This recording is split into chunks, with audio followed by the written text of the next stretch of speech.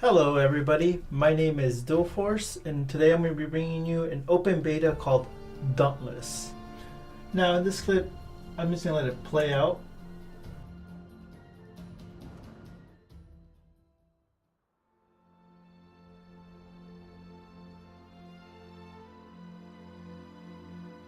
The Shattered Isles,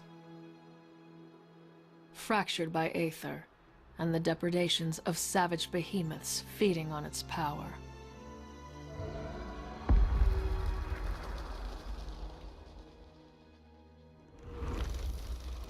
Against their endless hunger stand the Slayers, our last hope.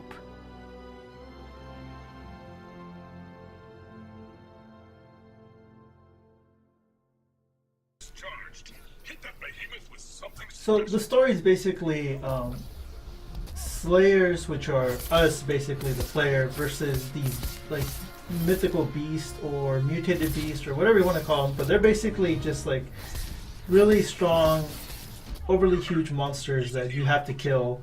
And I'm not too sure, but I'm guessing you have to kill them because they're definitely, it's us versus them, and as I guess you let them get bigger and more out of control, the humanity has a lower chance of existing. Is so far what I get the premise of this game. I'm not gonna get too much into this, but there's a character design where you pick basically two ancestries and you pick them, and basically it merges it makes your character. There's plenty of options to choose from. If you don't like your option that you choose, don't worry. Later in the game, you have an option to change it again. So I'm not going to go into that. If you do end up playing, you see what I see. Not a big deal, but a very fun feature nonetheless that was added. I enjoyed the feature for the hell of it. Now onto some gameplay. So the actual gameplay is pretty cool. I like the gameplay. I found it fun. It kind of there's a big resemblance to this, and if you ever played World of Warcraft, I used to play World of Warcraft, and I find this to be, there's a lot of features on here that I kind of would recommend, that I would kind of feel like it's World of Warcraft. But you know, you guys are watching the footage right now, and basically you fight a monster.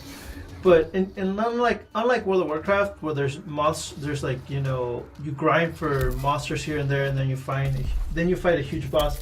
In this game, you basically just fight one monster at a time, no other monsters, just one monster at a time, and that's it. This thing is it follows under, like, how can I put it? So basically, in this game, you grind one monster per quest. So far that I've played this game, I've fought only one monster at a time, and you do it in a group between either yourself up to 4 players. It could be you, one other person, 3 people, or 4, but that's it. Max is 4, and then worst case scenario, you're on your own. And the monsters, I want to say, look very detailed. I like what they did with the monsters. The fight feels well, of course the early ones are pretty simple, but as you progress, it gets harder and harder. The leveling system for this is also very different. You're not leveling your character, you're leveling your gear and your weapons. So your gear falls under one category, and your weapon falls under a second category. And then the third category is potions, which are all different, all set different sizes. You have to farm materials in the matches for your potions, and the monsters drop items for you to either craft your weapon or your gear. In that kind of case, so you focus on all 3 individually, and that, it took me a while to realize that, but once I got the hang of it, I understood it. And there's another feature with the gear. There's another feature with the gear where you have to input some spheres into them to give them abilities that they have. Like, there's abilities with certain armor, but you can't use that ability until you slot the proper matching sphere with that item. So that's another thing. Also, your weapons also get that sphere ability depending on the level of your weapon and the type of weapon. The monsters seem to have stages as you progress in the game. They seem to add more stages, but there's some things that stay very similar, and that's there's like basically the phases are, you fight them at first, so be in their normal phase. Then they might turn red. When they turn red, not might, but they will turn red. They get more vicious, aggressive, and start attacking you more, hit you for more.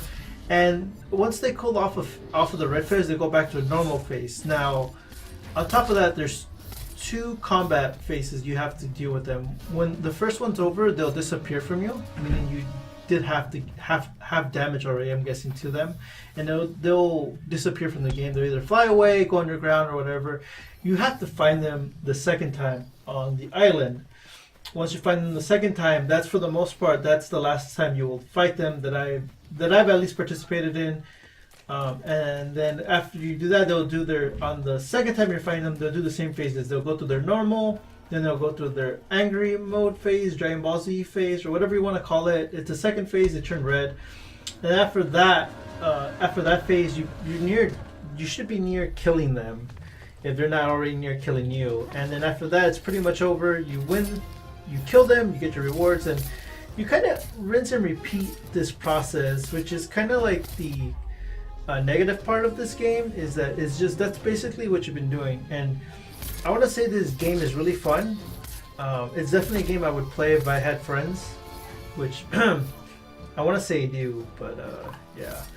But if you have friends, it's a free game. It's something that I would definitely like. If you can't hang out with your friends, or they're friends from long places, you guys can't chill, this is a game definitely you guys can chit chat, play, and have fun doing as a group. If you're soloing this just for the hell of it, you will probably find it fun, but eventually you'll start to notice like a weird grind to it, and the lobbies are sometimes not filled depending on what time you play. When I did this recording, I did this gameplay, I did it near the night, like during Easter time, and as the game progressed and I needed help with doing some quests, I found myself waiting more in the lobbies to do certain quests than others, because sometimes you have to go backtrack to do the same quest or to get more items for the next following, because sometimes your gear, you need more of the same monster you killed previously to upgrade the majority of your gear. So backtracking, I noticed that the lobbies were kind of empty, but if you're trying to progress with the stories, you'll notice that you won't have as a hard time. It's only when you kind of have to backtrack to get some gear that you find yourself that you're going to be doing things either by yourself or with a very low party queue. And the second negative thing I kind of found, but it's not really a negative. I want to say this is like, it's a free game, so they put it there. But like after I completed the first mission, I walked around what you can call, I guess, Stormwind. It's like Stormwind, and you just walk around, and a lot of the stuff that you're trying to get, or I guess you can take shortcuts, is pay to play in a way.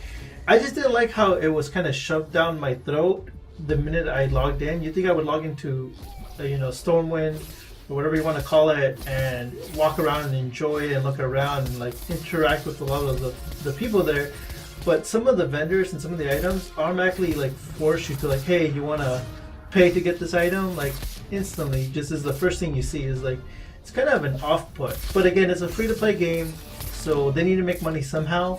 So, it's kind of like not really a negative, kind of like, they just want the game to succeed. But I don't know, the way it was put into my face was kind of a little distasteful. And this is just my personal opinion on the matter. Anybody can take it very differently.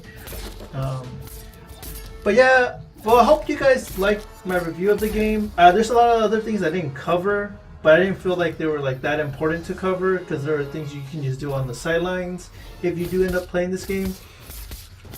I probably will play a little bit more, stream a little bit more. I streamed it the first 2 hours. I enjoyed it. It was fun because it was new to me. Yeah, if you guys want to come and join my lobbies and play with me, so I'm not alone. Not that I'm saying I don't have any friends to play with, but you can come and find me at mixer.com/dualforce. Or join my Discord and hit me up if you ever want to play this game. That way I'm not playing it by myself. And hope you guys have a good day. If overall you found this video very informative, please smash a like, leave a comment on anything you want to ask. I'll do my best to reply. And if you want to subscribe, I would appreciate it. You don't have to, but I would appreciate it. And have a good day.